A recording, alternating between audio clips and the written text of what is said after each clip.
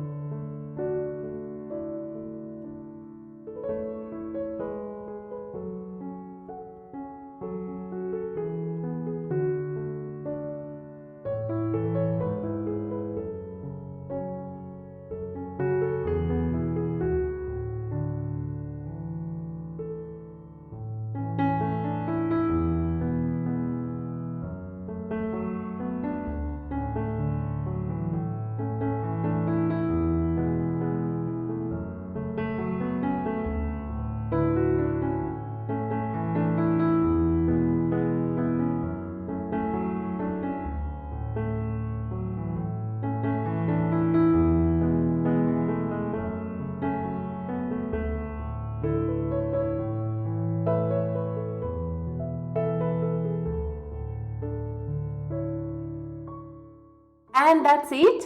The cute little birdie is created. If you love watching such painting videos, do give it a like and comment and let me know how you like it. And subscribe for more such videos in the future. Thank you for watching and see you soon again.